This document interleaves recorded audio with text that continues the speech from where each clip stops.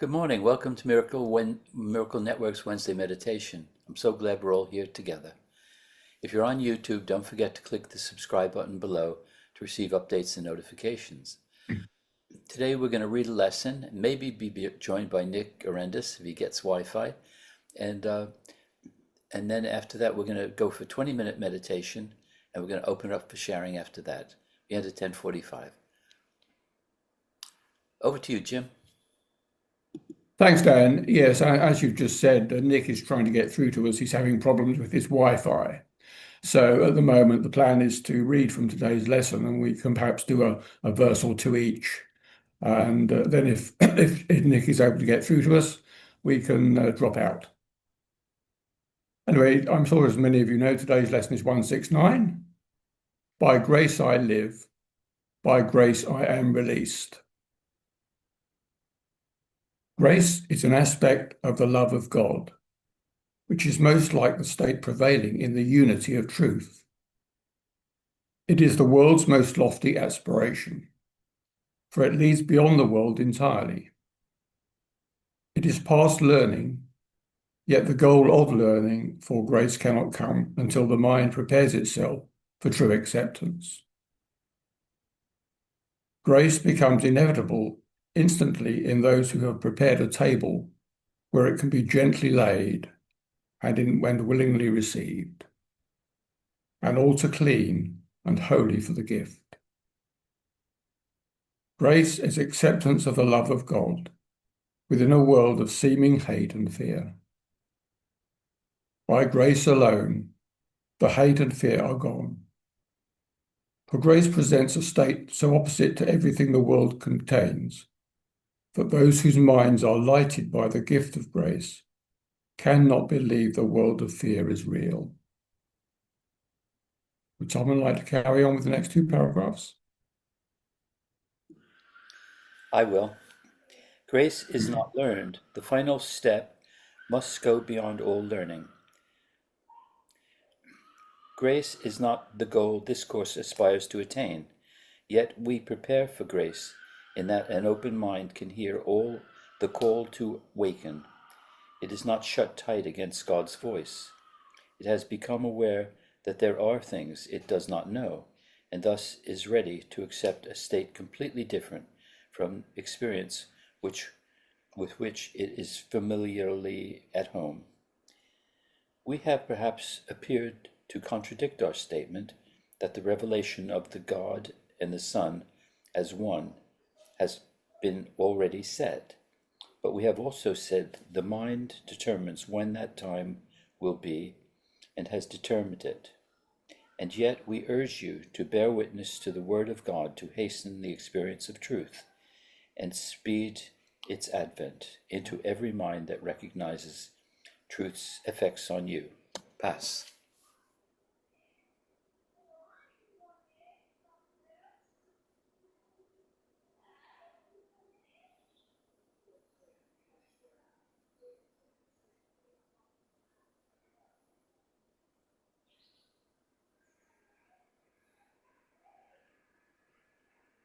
John or Annie, would you like to do the next two for us?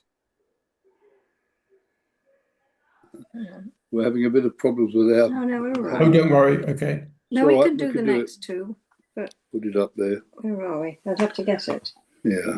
I haven't got Okay, the book. we'll bring you in later then, perhaps. Okay, where are you at? Oneness is simply the idea of God is. The idea God is. And in his being, he encompasses all things. No mind holds anything but him. We say God is, and then we cease to speak. For in that knowledge, words are meaningless. There are no lips to speak them, and no part of the mind sufficiently distinct to feel that it is now aware of something not itself. It has united with its source, and like its source itself, it merely is. We cannot speak nor write, nor even think of this at all. It comes to every mind that when total recognition that its will is God's has been completely given and received completely. It returns the mind into the endless present, where the past and future cannot be conceived. It lies beyond salvation, past all thought of time, I do too. forgiveness, and the holy face of Christ. The Son of God has merely disappeared into his Father, as his Father has in him. The world has never been at all.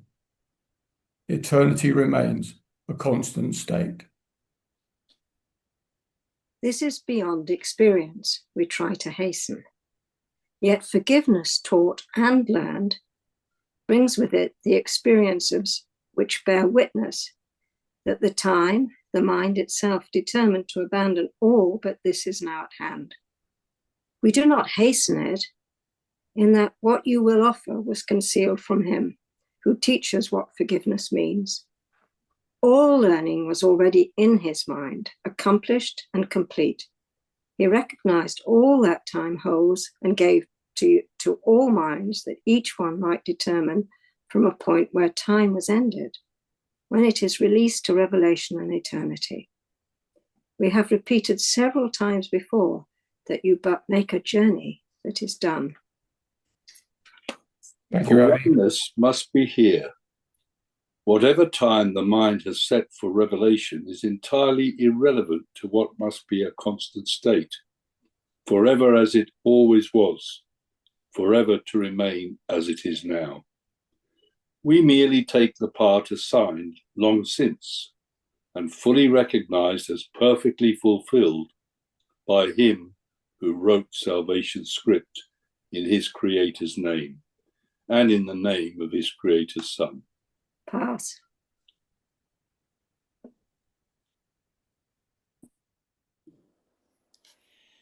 There Does is, anyone have the book to hand? there is no need to further clarify what no one in the world can understand. When revelation of your oneness comes, it will be known and fully understood. Now we have work to do, for those in time can speak of things beyond and listen to words which explain what is to come is past already, yet what meaning can the words convey to those who count the hours still, and rise and work and go to sleep by them? Suffice it then that you have work to do to play your part. The ending must remain obscure to you until your part is done. It does not matter, for your part is still what all the rest depends on. As you take the role assigned to you, salvation comes a little nearer each uncertain heart that does not beat as yet in tune with God. Pass. Forgiveness is the central theme that runs throughout salvation, holding all its parts in meaningful relationships. The course it runs directed and its outcome sure. And now we ask for grace, the final gift salvation can bestow. Experience that grace provides will end in time, for grace foreshadows heaven, yet does not replace the thought of time, but for a little while. The interval suffices. It is here that miracles are laid, to be returned to you from holy instance you receive, through grace in your experience, to all who see the light that lingers in your face. What is the face of Christ but his who went a moment into timelessness and brought a clear reflection of the unity he felt an instant back to bless the world? How could you finally attain to it forever, while a part of you remains outside, unknowing, unawakened, but in need of you as witness to the truth? Pass. Welcome, Nick. Over to you now, please. If Okay, can you hear me okay? yes, we can hear you. Thank you. Okay, the only choice I guess I had was to try it on the phone. I've never done it before like this, so I couldn't do it through my laptop. So sorry. I was on time, but the internet didn't want to cooperate that way. So I don't know. I just jumped in. So I don't know if you want me to say anything, or just if you already started the quietude, that's fine. We've just been reading today's lesson, Nick. Which is what was the title of the lesson? What's the title? Let me just remember. I remember the number. Let me just remind myself of the title. It's lesson 169, which is by grace. Gosh, I should know that. Here it is coming up now. By grace I live, by grace I am released. Oh, okay. So did you already started a meditation or so, or you want me to just kind of like take over from here? I think perhaps if we go into the meditation now, Nick, and you can deal with the questions afterwards, perhaps. How's that? However you feel like, you're in charge. Yeah, I think because of the time, I think because then we can have some nice questions and answers from you. So if we can go into the meditation, Teresa, and we'll join you again in 20 minutes. Thank you. Okay.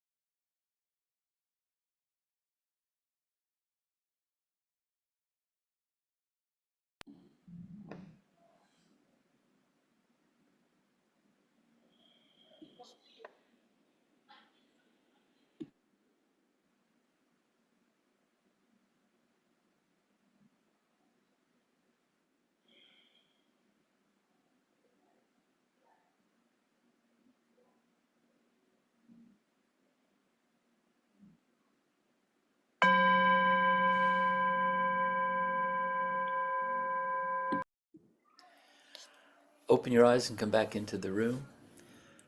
We have 13 minutes left for sharing. If you'd like to share, raise your hand and I'll invite you to take yourself off mute. Nick, and then Norm. Yes. Well, I did a little bit of homework, and I just went ahead and read the lesson for today, which I believe was lesson 169. I hope that it was the one.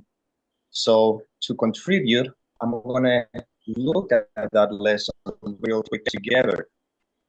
And the first paragraph says, grace is an aspect of the love of God, which is most like the state prevailing in the unity of truth. It is the world's most lofty aspiration, for it leads beyond the word entirely. It is past learning, yet the goal of learning for grace cannot come until the mind prepares itself for true acceptance.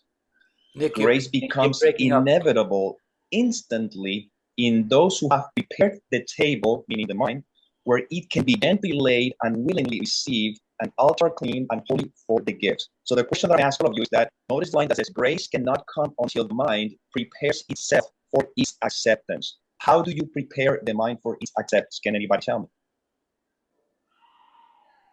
Nobody knows? The whole Course in Miracles is of that month. Don't tell me you don't know it. Norman, do you have something to share? How do you prepare the mind for its acceptance? Yes.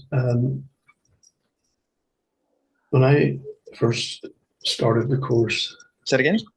When I first started the course, there's a line in the Bible somewhere that says, man cannot see God and live. And of course, the ego had made a heyday out of that. And I was full of dread. But later on, when it mentions the holy instant, I wondered what it was. And for a split second, even less, I experienced immense joy and peace and what true love really meant. And then that was when I realized exactly what that meant. God, man cannot see God and live. And this little prayer at the end of this lesson, by grace I live, by grace I am released, by grace I give, by grace I will release. And that just reminded me of my release from fear once I had experienced that holy instant and the immense joy and peace. Man cannot see joy and live because he would just melt or blend into immense peace and joy. And I'm very grateful that you were a wee bit late getting in, or else we wouldn't have read that possibly. So thank you, everybody. Thank you very much. It's a lovely reminder. Thank you. Okay, well, let me then just go the answer that I was kind of pointing to. The way I can prepare the mind, you see, the way that the mind can be prepared for the acceptance of grace is by not believing anything I think. Because you see, the only obstacle to the recognition that I am already grace, the only obstacle is the mind, the conceptual mind, who believes that I am a body, I am a person, I am this individual, and consequently believes everything you can add on to that, you see? But the way I prepare the table for the acceptance or the recognition of grace is when I let go of everything I think I know, everything conceptual, you see? And that's why, technically speaking, notice when there's a line that says, grace is not the goal this course aspire to attain. Yet we prepare grace in that an open mind can hear the call. So it's kind of pointing to the fact that this goes beyond human comprehension. I cannot even talk about this, you see, because anything I say is refers to the me. You see, I feel this way, I sense this way. But when I look at the teachings of the Course, Jesus is always pointing to something that is beyond. That's what he says right here. You know, it's grace is an acceptance of love of God within the world of seeming hate and fear. Hate and fear implies opposite. That's what he's talking about, world of opposition. By grace alone, the hate and fear are gone. Why? Because the judgment is gone. See? For grace present a state so opposite to everything the world contains, because the world contains duality, you see? But grace is non-dual. That's what at the beginning it says very clearly. Grace, it's prevailing in the unity of truth. So this is beyond the minds. This is beyond the mind. It's just completely beyond. That's why I like to relate to chapter 4. If you're willing to renounce to be the guardian of your thought system and offer it to me, I will correct it very gently and lead you back to God, to truth. It's kind of like when you're dreaming, whatever happens in the dream, conceptually, it doesn't matter. It is a distraction, because the fact is that you never left the bed. You're always home. Like the Course points, you are at home in God, dreaming of exile, but perfectly capable to awaken into your reality. So if I don't believe anything the mind is trying to tell me about anything, even about God, it doesn't matter, then I am preparing the table, so to speak. That's what is refers to as the holy instant, so that grace can be revealed, you see? And grace, again, is not something that I can talk about within the world of illusion, in the same way that if I'm dreaming at night, I cannot go back in the dream and talk about what it's like to be in bed, you see? This is where, again, it is pointing to. So we're preparing the table by letting go of everything I think I know. And if you go to the Course's lessons, you can begin reading lesson one by one from the very beginning, the first, just the titles. I notice how they all have a variation of nothing means anything. These thoughts have the meaning that I give to. I'm never upset for the reasons I think. It's always trying to point the mind to notice that nothing has any meaning, nothing means anything, is as it is, and consequently, I am open. You see, I'm preparing the table for the gift of grace. But the gift of grace is not something that me as a human being can talk about. It's impossible, because technically speaking, grace in a real sense, in a true sense, is the oneness with God. That's why the Course says right here in the lesson, grace is not the goal that this Course attains to aspire, because who would be the one talking about it? When you wake up from the dream, there's nothing in the dream anymore. All that there is the dreamer of the dream who believed he was somewhere else. And we are right now at home in God, literally. But we believe the thought that says, I am a separate entity, and consequently, that leads to believing every single thought that applies to it. I'm a man, I'm a woman, I'm good, I'm bad, pretty, ugly, tall, short, successful, failure, and the list is endless. But hi-fi just simply sit and relax and says, and just be. And in that beingness, I am not going to attain any goal, but I am preparing the table, you see, by letting go of all the distractions, you see. And that's why the Course says at the very beginning, this Course cannot pretend to teach you the meaning of love. It doesn't even talk about that. It says the purpose is to remove the obstacles. So what are the obstacles? It's only one, the thought I am this individual. That's the only obstacle. See, that's why the Course says many seeming problems, only one solution. So if I just rest in beingness, not projecting meaning onto anything, now I am preparing the table so that grace can just be. And again, that's where words, we cannot go any further than this with words. This is as far as we can go. Okay, who'd like to share?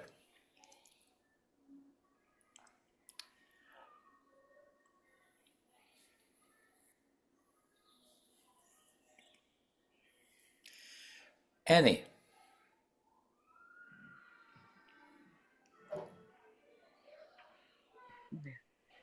Thank you, everyone. I really love being with you all. I get a great sense of peace. And I wanted just to share, I woke up in the middle of the night all anxious and fearful and afraid, and haven't done that in a long time. And I do the breathing, try and remember everything, remember who I am, that I'm safe at home. And suddenly popped into my mind, if I'm an eternal being, so is everybody else. We're all, I love Carol Howe has an expression. She says, we're all unique expressions of love. And I had a very wonderful partner who passed away, well over 30 years ago. And I said, Bill, if you're really eternal, please, please give me a message, give me a sign. And we never, ever see thrushes here, right? Never seen a thrush here. So I said, send me a thrush and I know it's you. And this morning I go out, I draw the curtains, and right literally bang in front of me is a thrush. Oh, wow. Yeah, honestly, it's only a foot away from me. And I got goosebumps. And I think for me, all these lessons and the grace is teaching us we are safe at home. We don't need to worry about anything. So it was just a little addition of an experience that I wanted to share with you all. Thank you. Oh, that's beautiful, Annie. Who'd like to share?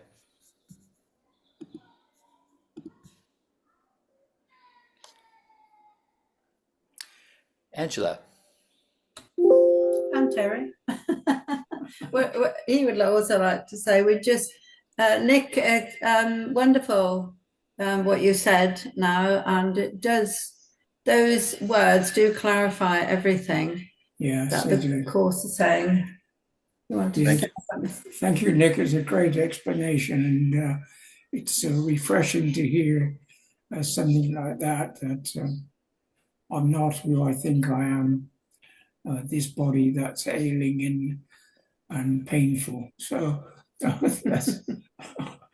feel better already. Thank you very much. You're welcome.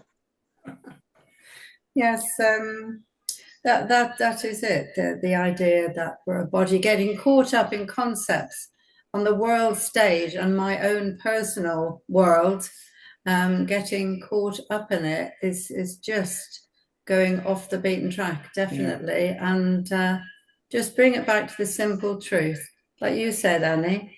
Actually, we're home in God. That's it. Yeah. We're not this body. We're home in God. Yeah. We're still in the bed. That's probably why I'm so stiff then. I've been in bed all this time. Okay, we've come to the end of our time together. Thank you for being persistent, Nick, and getting in there and sharing. It was wonderful. And thank you all for being here.